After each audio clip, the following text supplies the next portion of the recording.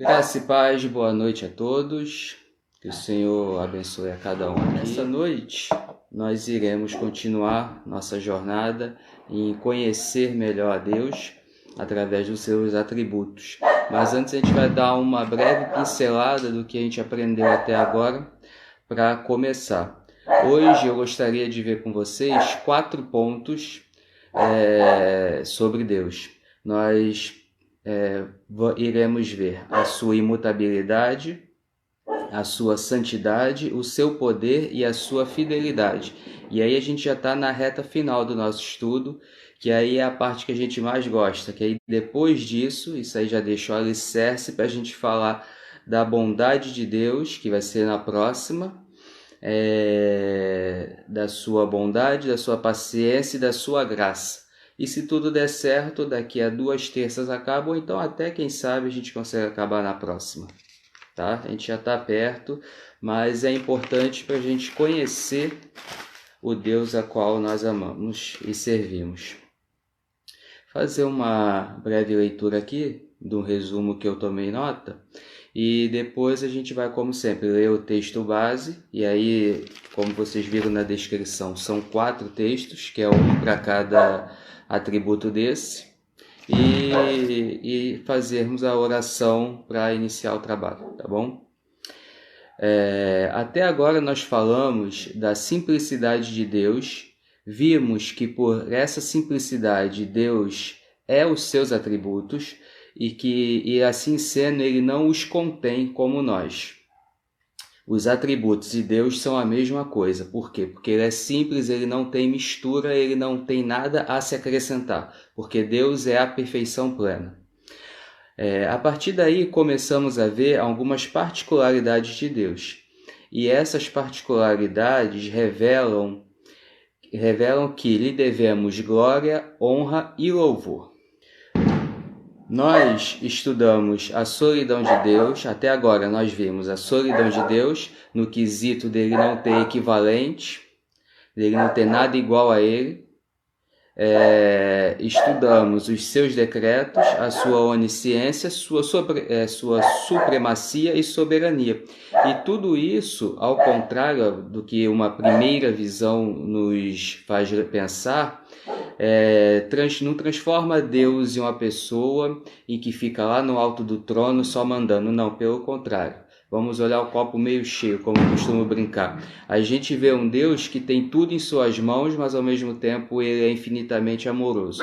Então ele não é um ditador, ele não é ninguém que usa esse poder para sobrepujar, para pisar em alguém. Pelo contrário, ele usa esse poder para ter todas as ferramentas, e ele tem, para fazer o melhor para nós.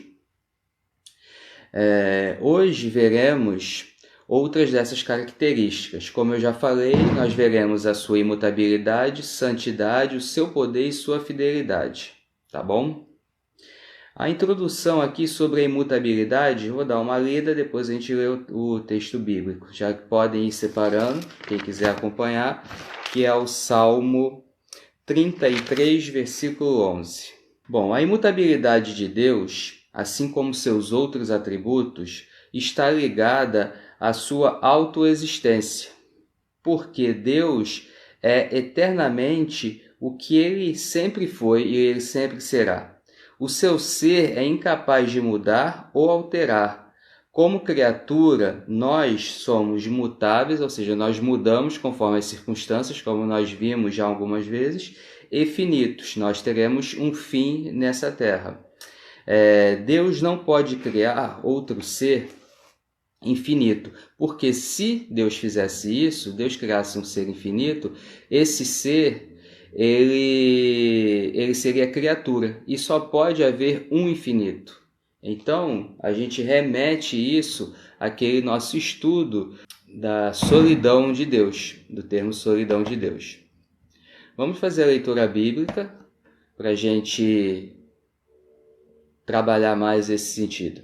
Então, o versículo aqui separado foi, como eu já falei, o Salmo 33, versículo 11, que diz: O conselho do Senhor permanece para sempre, os intentos do seu coração de geração em geração. Quer dizer, o que o Senhor pensa, o que Deus projeta, o que Ele fala, Ele não muda, tá? O intento do seu coração vai de geração em geração, já mostrando essa eternidade para a gente. Então vamos orar. Grandioso Deus, eterno Pai, obrigado por esse momento, obrigado pelos meios pelos quais nós podemos fazer essa transmissão, obrigado pela minha vida, pela vida da minha família e por cada irmão que está assistindo e que virá assistir no futuro. Que em nome de Jesus o Senhor comande todo esse estudo, que nada aqui seja feito para afrontar o Senhor, que toda imperfeição que eu tenha possa ser consertada pelo Espírito Santo, que toda coisa que eu disser que não ficar claro, o Espírito Santo ilumine, e que em nome de Jesus eu não seja nada mais que um instrumento teu.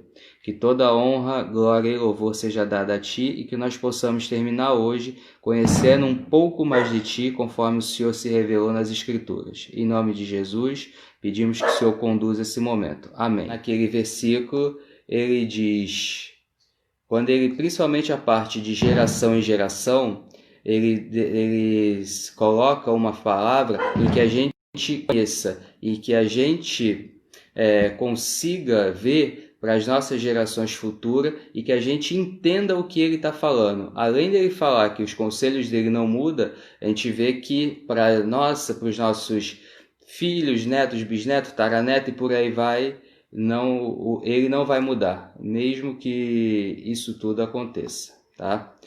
Então, nós vamos destacar aqui 3 pontos em relação à sua imutabilidade. Primeiro, Deus ele é imutável no seu ser, na sua natureza. Ele é infinito e assim ele não é sujeito a nenhuma mudança. Jamais houve um tempo em que ele era, ou então jamais será um tempo em que ele deixará de ser. Ou seja, antes de nascermos, nós não existíamos, né? Obviamente. Deus não teve esse tempo. Deus, ele não foi criado. Deus não teve nada que o impulsionou inicialmente. Ele sempre foi o que ele é. Como nós vimos várias vezes, e é muito importante a gente bater nessa tecla para poder começar a ver as diferenças de Deus para nós criaturas, ele não teve início e por isso ele não terá fim. Nós, ao contrário, nós em estado de alma e depois da segunda vinda, de toda a consumação, teremos corpos incorruptíveis, uns para danação, outros para a glória eterna, mas nós seremos mantidos por Deus. Se por um acaso Deus deixasse de ter vontade de nos manter vivos, nossa vida seria extinta. Já ele não tem essa extinção de vida, tá? Então, isso já é uma grande diferença em relação a nós. Deus, como até nós vimos na questão da solidão, ou então na questão da sua onisciência, Deus, ele não mudou, ele não melhorou, melhor dizendo, ele não cresceu, ele não evoluiu. Tá? A gente viu bastante isso na sua onisciência. Em Malaquias 3,6, por exemplo, que ele fala que eu sou o Senhor e não mudo, essa sua afirmação, ela é categórica, é taxativa, ele não deixa dúvida para isso. Ele não pode mudar para melhor, pois ele já é a própria perfeição, ele já é perfeito. E sendo perfeito, não há o que mudar. Ele não pode nem piorar e nem melhorar, porque ele já é o ponto máximo. Ele é completamente imune. Isso aí a gente vê atrelado à questão da solidão. Então, desse ponto para frente, nas aulas anteriores também, mas nesse ponto para frente vai ser recorrente nós vermos muita coisa que estudamos já. Por quê? Porque esses atributos, eles vão casando com o outro, se unindo ao outro. Por exemplo, nós sabemos que Deus é santo, nós veremos mais para frente essa parte ainda hoje. Mas então, Deus em sendo santo, a sua imutabilidade é santa. assim como a sua santidade é imutável, por ele ser um só, entendeu? Bom, e continuando, como nós sabemos que ele é completamente imune a tudo e alheio, não no sentido de se importar, e sim no sentido de não receber, não ter como receber interferência, ele não melhora e nem piora. Ele é perpetuamente o mesmo. Como a gente vê lá em Êxodo 3,14, isso aí é o que ele quis dizer quando ele falou para Moisés: eu sou o que sou. Entenderam? Essa expressão curta, mas ela é muito forte e profunda no ponto de vista teológico, no ponto de vista da revelação de quem Deus é. Ele é absolutamente livre de influência do curso do tempo. Não há um vínculo sequer, não há nada que o impeça, não há motivo que faça ele mudar. Portanto, o seu poder jamais pode diminuir, nem sua glória também pode diminuir. O segundo ponto é que Deus ele é imutável em seus atributos, como nós vimos. Tudo que é atributo de Deus era antes do universo ser chamado à existência, tá? A mesma coisa, tanto antes quanto hoje. Ele permanece e permanecerão assim, até a sua consumação, até o infinito. E isso necessariamente é uma das suas, baseado nas suas próprias perfeições, as qualidades da sua essência, as qualidades do ser de Deus. Ele é sempre o mesmo. Seu poder ele é inabalável e sua sabedoria é inesgotável, ela não diminui. Os atributos de Deus não podem sofrer mais do que a deidade deixar de existir, ou seja, esses atributos, como nós vimos a questão da simplicidade de Deus e como nós vimos a questão de Deus e os seus atributos serem um só, é tão impossível quanto um atributo de Deus diminuir ou sumir, é Deus sumir, deixar de existir, tá? Sua palavra ela permanece no céu, a gente vê isso no Salmo 119, versículo 89. O seu amor é eterno e como havia amado os seus que estavam no mundo, os amou até o fim, como a gente vê lá em João 13. Sua misericórdia não cessa, pois ela é eterna. Então o que a gente continua vendo aqui é que tudo isso é atrelado e tudo isso é um grande consolo e esperança para nós, porque a nossa fé ela não está em qualquer coisa, a nossa fé está nesse Deus poderoso. O terceiro ponto, quanto à imutabilidade de Deus, é o seu conselho, até como nós lemos nesse texto, no Salmo inicial. A sua vontade nunca muda. Mas por que a sua vontade nunca muda? Ela não muda porque ela é perfeita, porque ele já previu tudo o que iria acontecer, ele já permitiu ou agiu de forma direta para que as coisas acontecessem. Ele não pode se arrepender. E aí, alguém pode lembrar lá de Gênesis 6,6, alguém que está chegando agora, porque vocês que já estão acompanhando mais tempo, viram que nós trabalhamos esse texto quando nós demos o estudo do dilúvio, mas não custa nada lembrar. Quando fala-se nas Escrituras que Deus se arrepende, nada mais é do que uma linguagem de acomodação para mostrar um sentimento que nós entendamos. Mas o arrependimento de Deus, ao contrário do nosso, não é um arrependimento de voltar, de não querer fazer aquela ação, e sim um arrependimento de tristeza, ok? Não é um arrependimento por erro, porque ele é perfeito, não é arrependimento de uma tomada de decisão errada.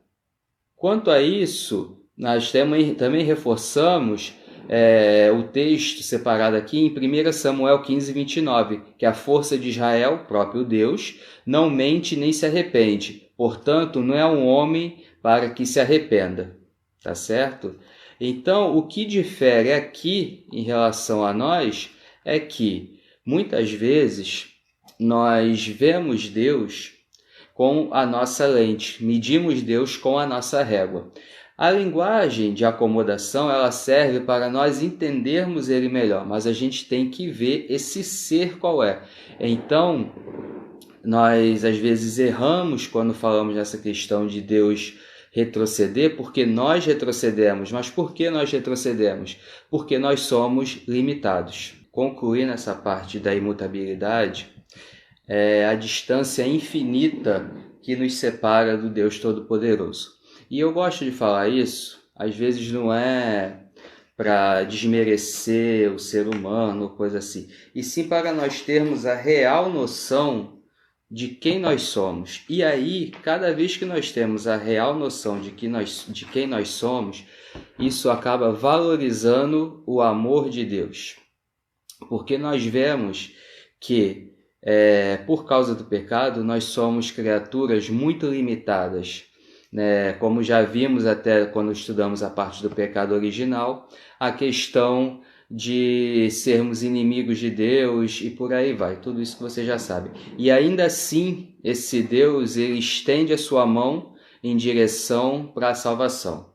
Então, é importante, não é que você, mesmo assim, não tenha valor. Você tem valor porque Deus te dá valor, tá? E encerrando essa parte da imutabilidade, nós podemos ver, para ficar mais fácil, resumindo isso tudo, Deus como uma grande rocha. Uma rocha que o mar está lá batendo, batendo, batendo e ela não muda, tá? Ela não sofre, ela está lá firme e forte. Vamos ver alguns versículos aqui em relação a isso, para a gente já partir para o outro ponto. O Salmo 102, 27, por exemplo, fala: Tu, porém, és sempre o mesmo, teus dias jamais terão fim. Então ele resume bem tudo isso que nós falamos até agora. Malaquias nós já lemos. Hebreus 1,12: Tu os desdobrarás como um manto, e te desfarás deles como roupa velha. Tu, porém, és sempre o mesmo, teus dias jamais terão fim. E o clássico também, Tiago 1,12, que diz que toda dádiva que é boa e perfeita vem do alto, do Pai que criou as luzes no céu. Nele não há variação nem sombra de mudança. Certo? Então vamos agora falar sobre a santidade de Deus. Santidade. Para a santidade de Deus, o versículo separado foi o Salmo 99, versículo 9.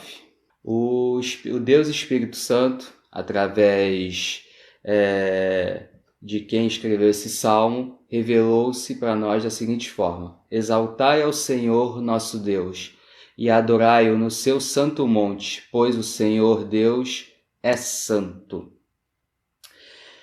Nós temos uma visão meio romantizada no nosso tempo. E isso atrapalha muitas vezes até reconhecer o sacrifício da cruz. É só um parênteses que eu estou abrindo. Nós vivemos num tempo onde os sacrifícios não são muito valorizados. Nós vivemos muito numa época romântica. Então, com o passar do tempo, a mentalidade, o entendimento das coisas foi mudando. Antes do romantismo, era muito valorizado o sacrifício, a luta. Depois disso, isso veio meio que se diluindo e aí virou o negócio para só amor, amor. E aí acabou que hoje, que a gente chega hoje, no Deus amor. E aí tudo é amor. E aí nós, contaminados com isso, e até porque é uma questão que nos privilegia enquanto pecadores, falamos muito no amor de Deus, o amor de Deus, que Deus é amor, Deus é amor, Deus é amor. Sim, Deus é amor. Só que como nós vimos, Deus ele é um ser equilibrado, então ele tem na mesma proporção amor, justiça, ira, santidade. Porém, o atributo de Deus, e isso vai fazer muita diferença a gente entender daqui para frente, até para poder compreender esse amor e depois a justiça e a ira de Deus. O atributo que é reforçado nas Escrituras é a sua santidade. Nós vemos lá em Isaías, no capítulo 6, que o único atributo ao qual é repetido em toda a Escritura é isso, é santo. Ele é santo, santo, santo. Em Apocalipse 15:4, por exemplo, João fala: quem te não temerá, ó Senhor, e não magnificará o teu nome? Porque só tu és santo. Por que ele fala só tu és santo? Embora as Escrituras falem que aqueles que são salvos por Jesus Cristo, que foram batizados com o Espírito Santo, que são novas criaturas, elas também são santas. Elas são santas no sentido de serem separadas por Deus e para Deus. Porém, somente Deus ele é independente e infinitamente imutável como santo. Como nós vimos, nós temos atributos, nós recebemos atributos. Deus é o próprio atributo. Então, Deus é a santidade.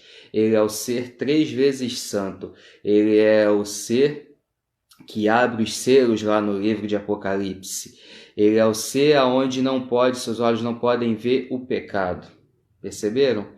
Então, quando se fala santo no sentido divino, ele é uma coisa. Quando fala-se santo no nosso é uma santidade que nos é despejada pelo Espírito Santo e a qual nós caminhamos após a nossa conversão, junto com o Espírito Santo, crescendo nela. Tá? Então vamos falar um pouco agora da santidade de Deus. Vamos voltar a falar. Muitas vezes Deus é intitulado o Santo nas Escrituras. Sim, porque nele se acha a soma total de todas as excelências morais. Ele é a pureza absoluta, que nem mesmo o sombra de pecado o mancha. A gente vê lá em 1 João 1,5 que Deus ele é luz. A santidade é a excelência propriamente dita da natureza de Deus. O grande Deus é glorificado em santidade, como nós vemos em Êxodo 15. Daí nós lemos lá em Abacuque 1,15 também, que tu és tão puro de olhos que não podes ver o mal e a vexação não podes contemplar. Citei isso no início. Como o poder de Deus é o oposto da fraqueza de nós criaturas, assim como a sua sabedoria está em contraste com o nosso menor entendimento ou com a nossa insensatez, assim a sua santidade é o próprio contrário de toda mancha de corrupção, de toda aquela sujeira que nós herdamos por causa do pecado.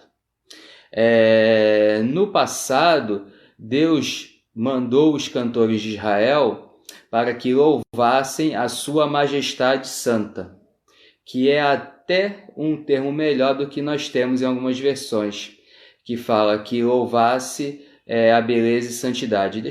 O poder de Deus, o poder é a mão ou o braço de Jesus. A onisciência são os seus olhos. Fazendo uma analogia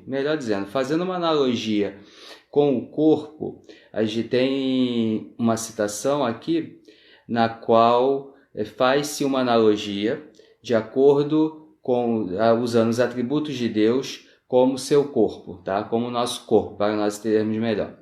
O poder é como se fosse, o poder é a mão e o braço de Jesus. A onisciência são seus olhos, porque ele vê tudo e enxerga. A misericórdia, as suas entranhas. A eternidade, a sua duração. Mas a santidade é a sua beleza. Tá bom? Isso tudo torna Deus único, como a gente vem trabalhando aqui, como a gente vem estudando.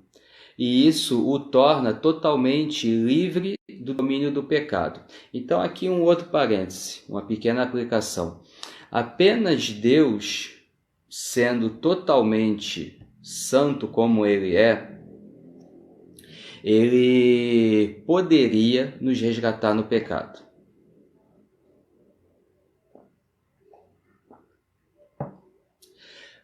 Nós vimos, quem quiser ver isso, está lá no YouTube, o estudo de por que precisamos de Deus. Se eu não me engano, o título é esse, mas lá no YouTube tá isso, quando nós falamos por que houve a necessidade de Jesus morrer. Houve a necessidade de Jesus morrer porque o pecado ele foi contra um Deus santo. Então, a falta, o peso da falta vai muito também pelo seu ato e contra quem esse ato é cometido. Se Deus não fosse Deus, ele não poderia ter pago, ter pago essa dívida. Por isso que teve que ser Jesus, porque era alguém, uma pessoa da Trindade, equivalente em santidade ao Deus. Entenderam? Então, até a questão da salvação, é muito importante a gente saber o porquê da Trindade. E a Trindade faz, mais uma vez, nosso Deus ser único. Comparado com outra religião monoteísta, também muito grande, que é o islamismo, o nosso Deus tem capacidades que Alá não tem justamente por isso, por ser 3 pessoas em uma. Isso aí um dia, quem sabe depois que a gente terminar isso, se ainda tiver nessa questão de pandemia, nesse tipo de transmissão, a gente vai falar sobre Trindade. Mas o entendimento da Trindade, ela é muito importante para isso tudo que a gente está estudando e para compreender melhor o ser de Deus. Então essa questão é que a dívida que foi gerada por uma dívida a um santo supremo, a um ser 3 vezes santo, e precisava de alguém nessa santidade toda para poder pagar essa dívida e para poder derramar essa santidade em nós. Caso Deus não fosse a santidade, ele apenas tivesse a santidade, haveria uma sombra de corrupção e ele não poderia nos resgatar. Eu não sei se ficou claro esse raciocínio, mas eu procurei agora, isso veio agora esse parêntese, e isso é muito importante, dessa questão de ter sido Jesus Cristo e tal. Então a parte da santidade ela é muito importante para nós entendermos o abismo que existe entre nós, entre Deus, e por que teve que ser Deus para fazer uma ponte nesse abismo, para que nós pudéssemos ir a Ele. Deus, ele é com mais frequência intitulado santo do que onipotente. E ele é mais exposto por esse seu atributo do que por qualquer outro. Ou seja, como nós falamos no início, nós sabemos da onisciência de Deus, da sua onipotência, da sua sabedoria e tal, mas o atributo que mais nos chama a atenção e que mais brilha na Escritura é a sua santidade. Porque a santidade, embora Deus ele seja equilibrado, mas a sua santidade ela está em todos os outros atributos. Então, assim como, falando especificamente do amor, novamente, o amor de Deus é santo porque Deus é santo. Assim como a santidade de Deus é amorosa porque Ele é Deus e tem tudo isso nele. Esse atributo é fixado no seu nome mais do que qualquer outro atributo. Você jamais vê expresso o seu poderoso nome, o seu sábio nome, mas sim o seu grande nome, acima de tudo, o seu santo nome. Esse é o maior título de honrar de honrar a Deus. E é aí que transparece muito quando se fala em Deus e sua majestade. Nenhuma outra perfeição, isso aqui é importante, ela é celebrada diante do trono do céu, bradado por serafins. Foi o texto que eu citei lá no início, Isaías 6,3, que fala de 3 vezes santo. Santo, santo, santo é o Senhor dos exércitos. Então percebam, até quando a gente vai lá em Apocalipse, muitas vezes o cântico é santo, santo, santo, santo, santo, santo. Deus jura por sua santidade, porque esta é uma expressão do seu ser. E esse termo aqui ele é pesado e forte, porque a santidade, se a gente fosse tirar tudo, se fosse possível, a gente passar uma borracha em todos os atributos de Deus, o que iria sobressair é a sua santidade. E essa santidade ia fazer com que todos esses atributos novamente retornassem. Se fosse possível, só um exercício de pensamento.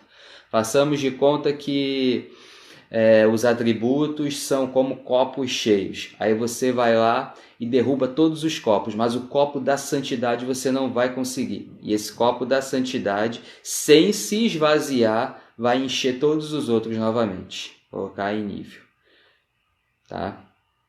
Então, esse é o nosso Deus. Esse é o Deus de excelência que nós adoramos. Nós vemos que essa excelência coloca-se acima de todas as outras perfeições de Deus. Assim, ela constitui a glória dessas outros atributos, assim como eu acabei de falar da questão do copo d'água. Como é a glória da deidade, assim é a glória de cada uma das perfeições da deidade, ou seja, de Deus. Como é o poder de Deus, é a energia de suas perfeições, a santidade é a beleza delas.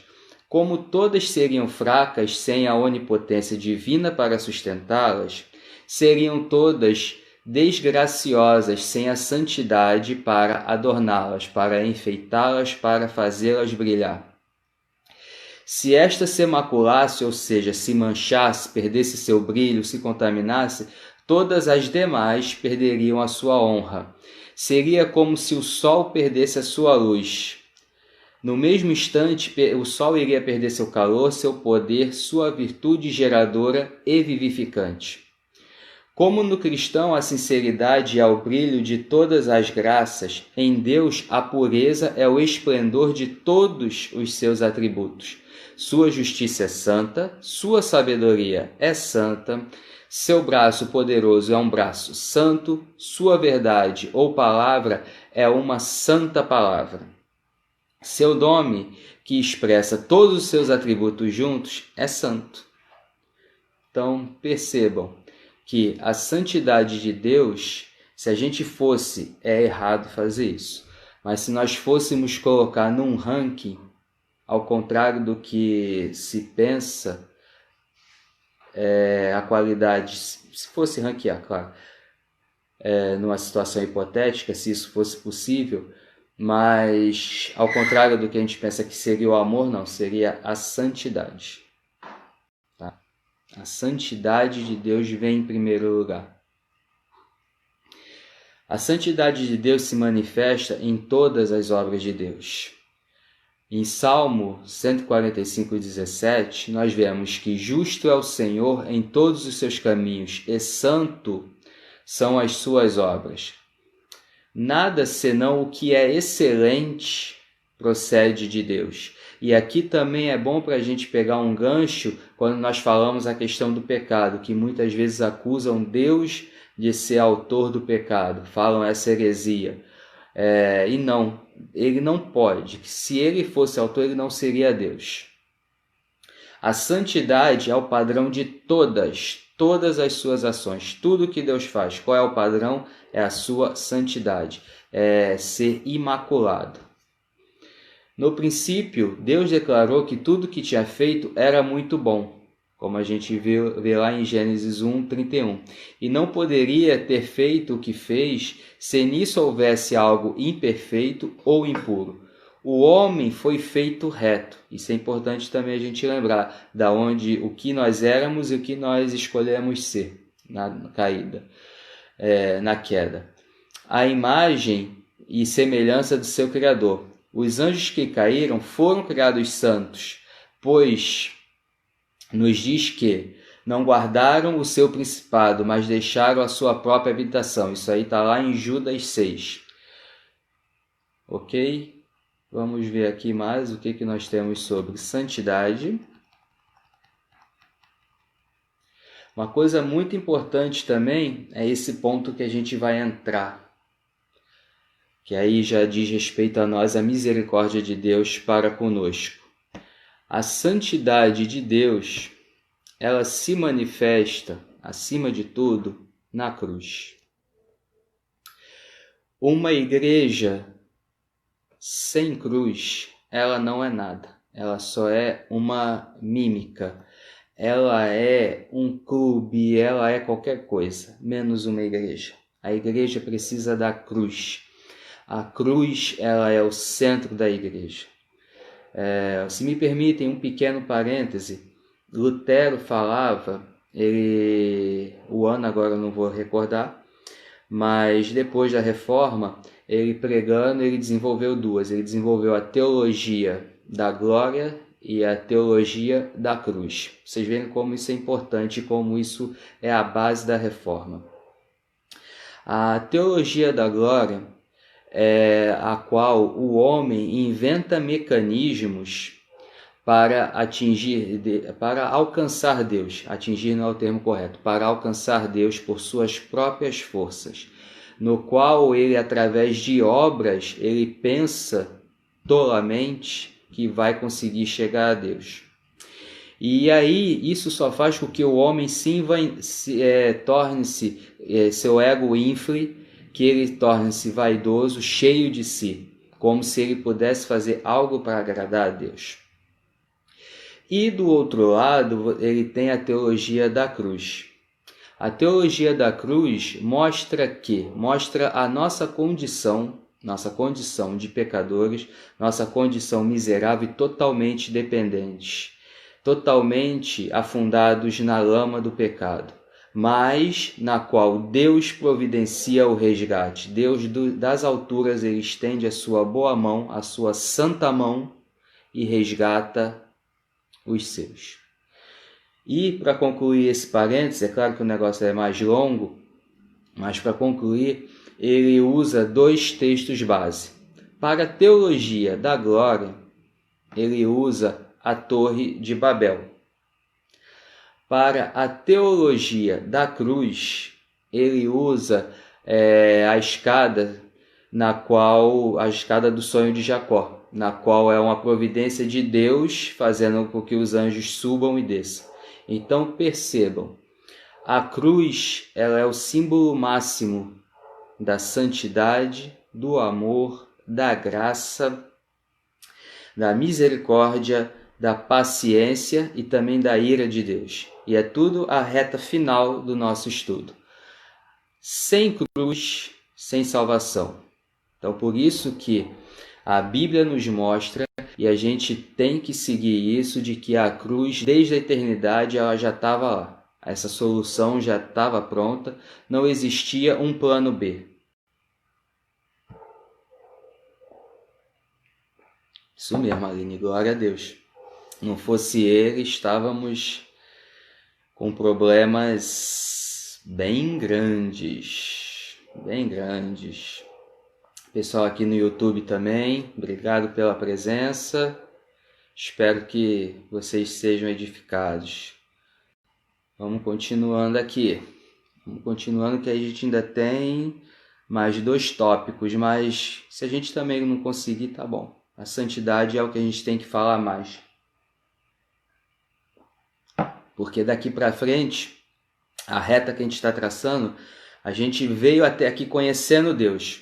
E agora, se a gente puder fazer uma analogia, a gente vai ver o que esse Deus, com tudo isso que a gente viu, ele pôde fazer e ele quis fazer, ele moveu-se a fazer para resgatar a humanidade, tá? Então vamos continuar aqui. A santidade de Deus, ela manifesta-se na cruz. De maneira espantosa e, contudo, a mais solene expiação demonstra a santidade infinita de Deus e seu ódio ao pecado. Quão odioso para Deus há de ser o pecado, a ponto de castigá-lo até ao limite extremo de seu merecimento, quando imputou essa pena ao seu filho. Nem todos os vasos do juízo já derramados, ou por derramar sobre o mundo ímpio, nem toda chama ardente na consciência do pecador, nem toda sentença irrevogável pronunciada contra demônios rebeldes, nem o gemido das criaturas condenadas demonstram o ódio de Deus ao pecado, como a ira derramada sobre o seu próprio Filho. Nunca a santidade divina parece mais bela e mais amorável do que na hora em que o semblante do Salvador ficou por demais desfigurado em meio a sua agonia em meio à sua tortura imensa.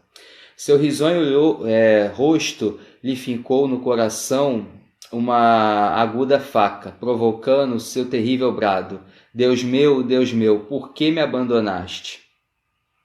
Ele adora essa perfeição. Tu és santo.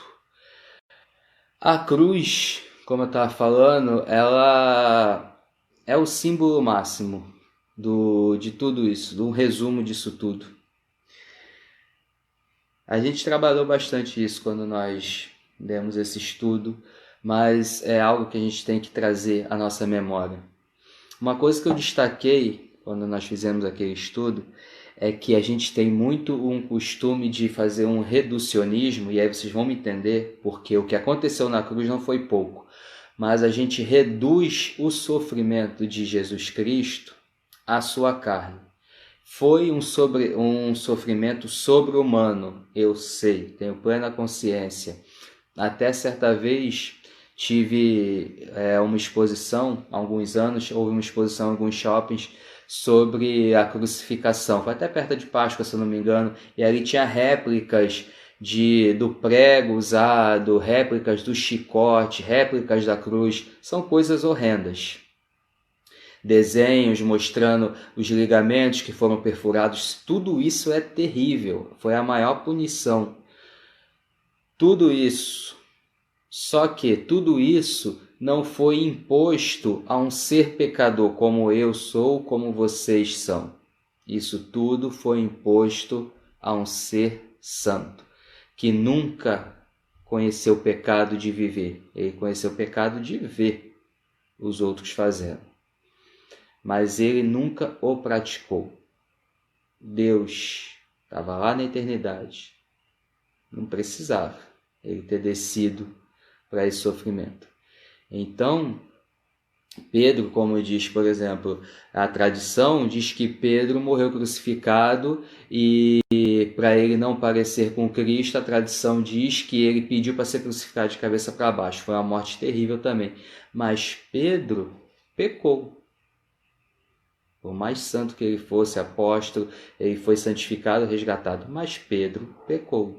Jesus não pecou. Pedro era criatura. Jesus, criador. Jesus, o verbo. A palavra, a ação. Jesus, ele é a realidade última das coisas. Porque às vezes nós pensamos, nós falamos, mas tudo isso que a gente faz, ela é dependente de várias coisas.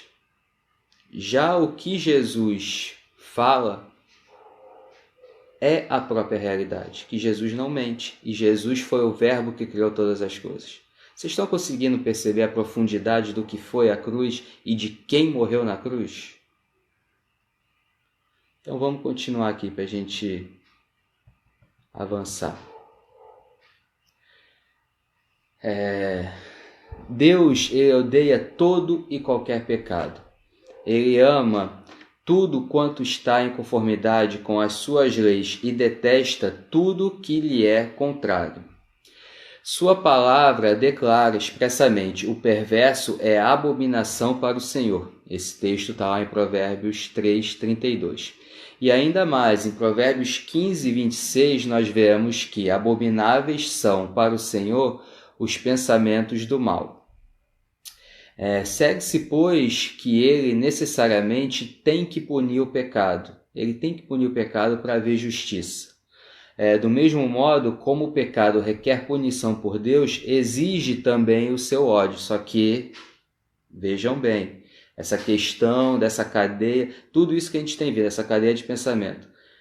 O ódio de Deus, ele é santo, ele é causado pela sua pureza e pela sua santidade frente ao pecado. Não é um ódio egoísta como o nosso, tá? Não vamos confundir as coisas. Lembre-se da linguagem de acomodação. Nós usamos termos que usamos entre nós para compreendermos Deus com o nosso entendimento limitado. Mas a gente tem que ter isso em mente. Quem é Deus e quem nós somos. Melhor, quem é Deus e quem nós somos. Lá embaixo mesmo. Deus perdoa muitas vezes o pecador, Nunca, porém, ele perdoa o pecado. E esse é um ponto também muito importante de nós entendermos. Tá? O pecador só é perdoado com base no fato de que outro levou sobre si o castigo que lhe era devido. Tá? E a gente vê, e isso aí traz uma luz tremenda ao texto de Hebreus, lá no capítulo 9, no versículo 2, quando ele diz que sem o derramamento de sangue não há remissão. Vamos trabalhar um pouquinho mais esse ponto aqui para valorizar ainda mais essa característica de santidade e valorizar a cruz. Todo aquele que vai de coração contrido, Deus ele não rejeita, ele perdoa, ok? Todos nós sabemos disso. Perfeito. A questão é, quando a Escritura fala que Deus joga o seu pecado no mar do esquecimento, não é que ele é um Deus, com perdão da palavra, Senhor, um Deus esquizofrênico. Não, é porque Jesus Cristo, a obra de Jesus Cristo foi tão eficaz e suficiente que este pecado foi pago. Pecado passado, presente e futuro já foi pago.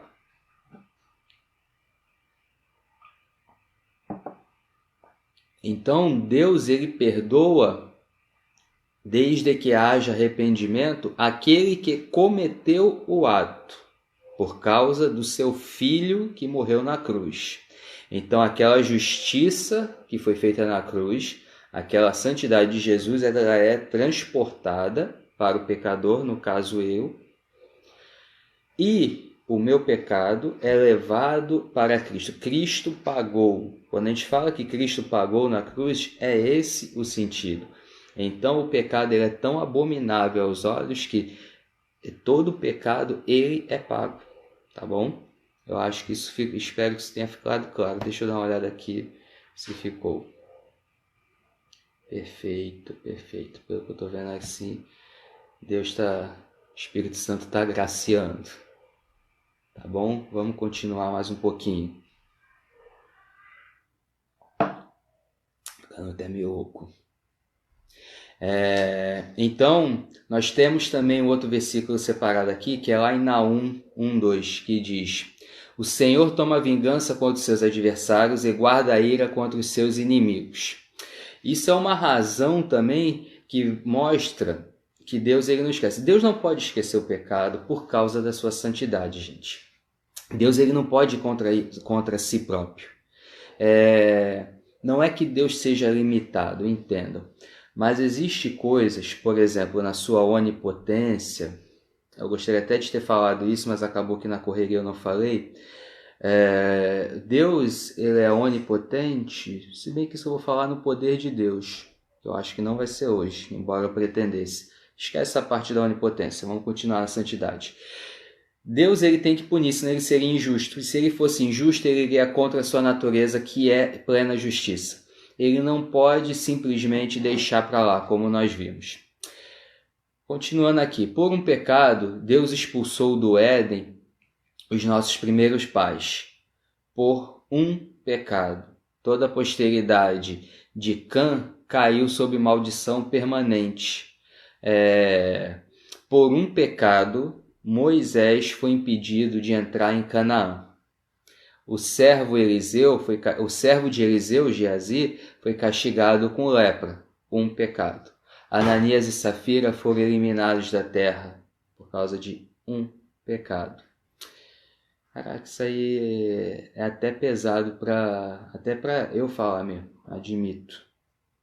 Porque eu tenho plena consciência do quão miserável sou e do quanto eu falho em várias coisas, e eu te falo que eu não tenho consciência plena. O Espírito Santo precisa muitas vezes me dar essa consciência.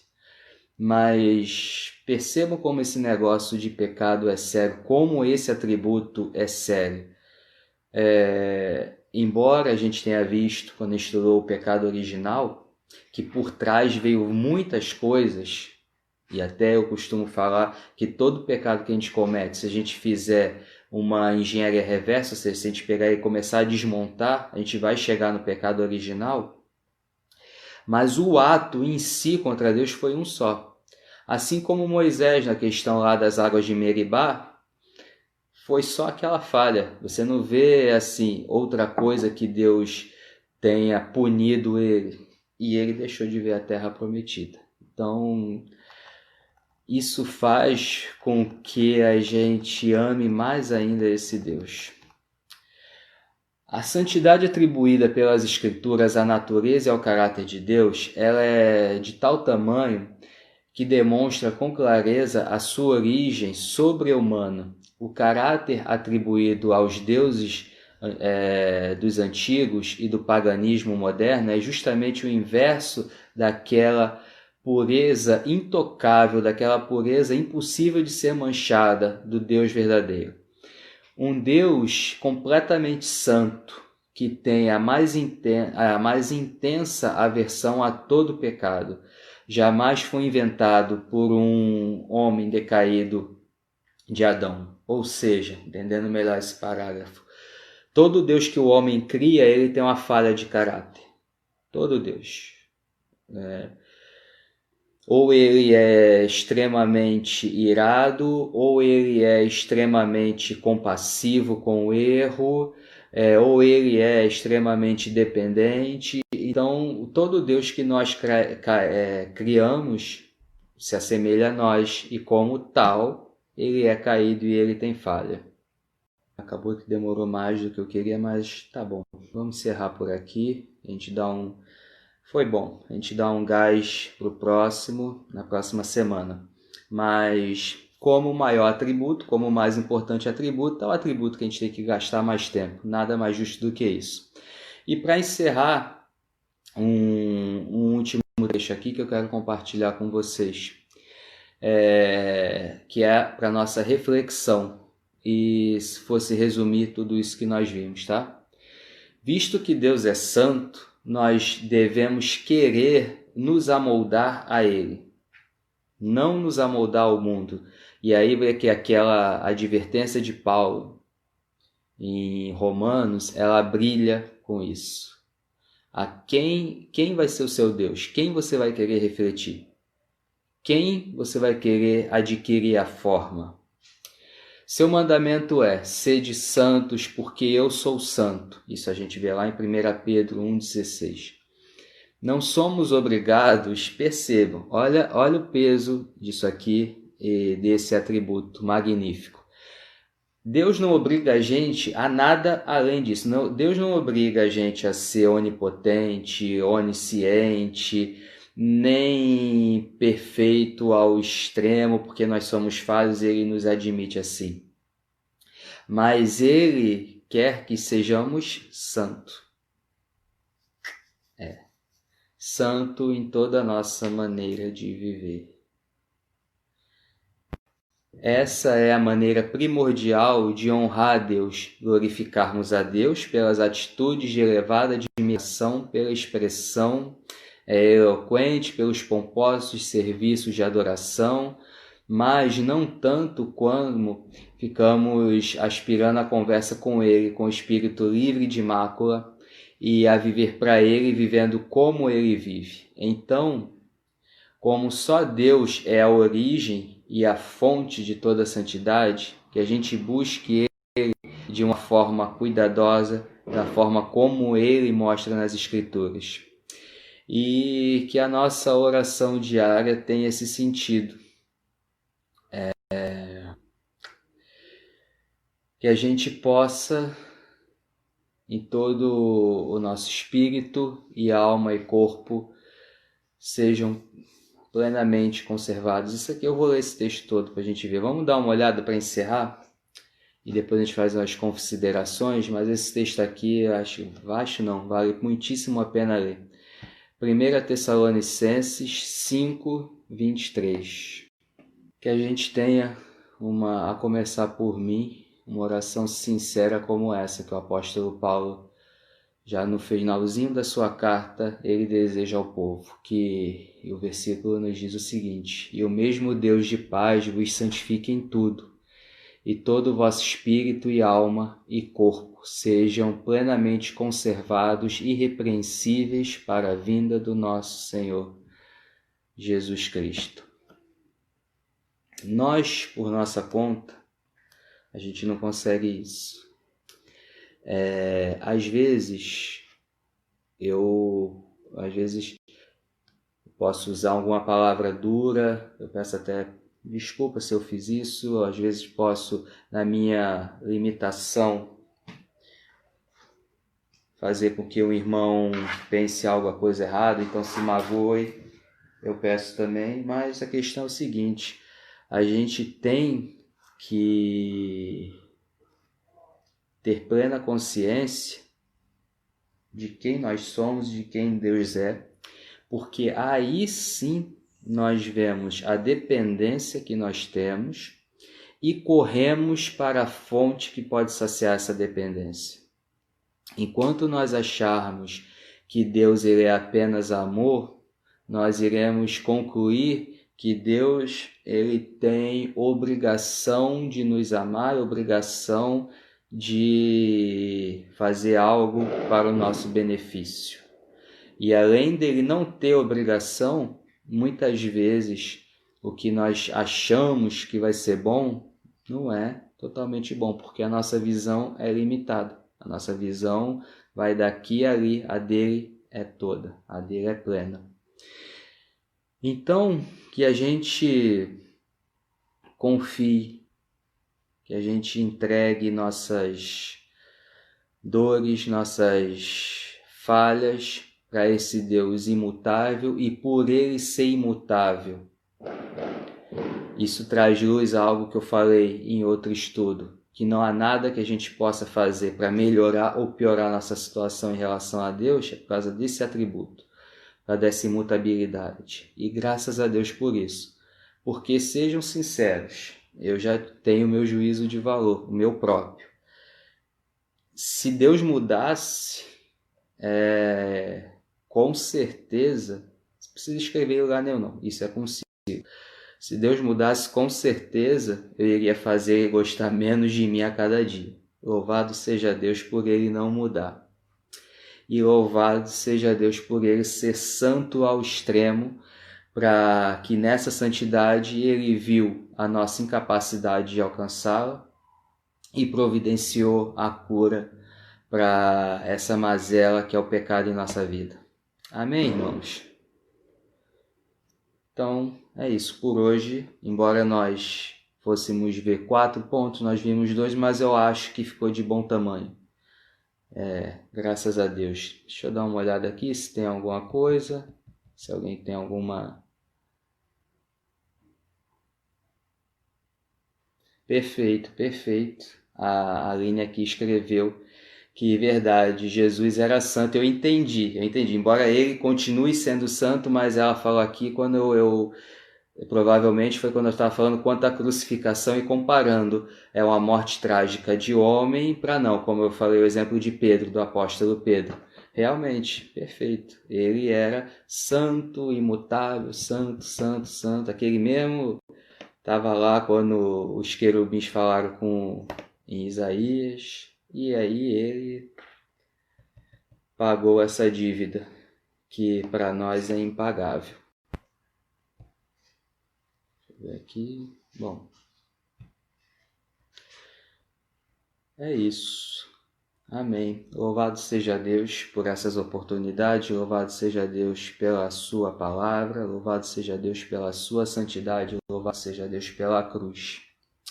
Vamos orar, irmãos, para encerrar esse momento, encerrar esse estudo e depois a gente conversa mais alguma coisa. Grandioso Deus e eterno Pai, obrigado por essa oportunidade que tivemos. Obrigado pelo Espírito Santo nos iluminar de forma tão magnífica quanto aos seus atributos. E obrigado, Senhor, pela tua santidade. Obrigado, primeiramente, pela ordem de assunto que vimos hoje, pelo Senhor não mudar.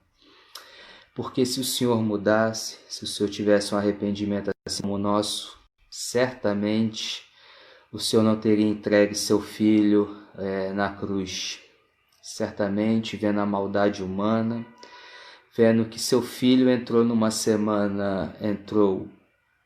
início da semana sendo glorificado, ele sai da mesma cidade o qual ele entrou glorificado, surrado, espancado, deformado, levando a cruz sobre seus ombros. O Senhor não iria permitir isso se o Senhor mudasse, mas louvado seja o teu nome pelo Senhor não mudar e pelo seu plano ser sempre o mesmo, pela sua salvação, pela santidade. Louvado seja a sua santidade, que ela foi o atributo que o moveu a solucionar o nosso problema.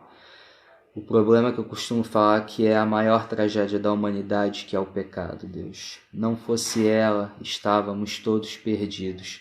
Mas nós temos o consolo da consumação que há de vir, que por mais que a situação fique ruim aqui nesse tempo, por mais que hajam irmãos nossos sendo mortos, perseguidos, se for da tua vontade, essa perseguição chegar ao nosso país de forma mais severa do que já tem sido. Mas ainda assim, no porvir, nós temos a garantia da tua santidade, a garantia da tua misericórdia, Deus.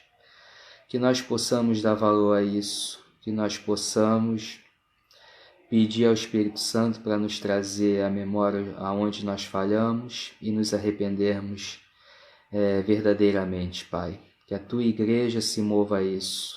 Em nome de Jesus, amém.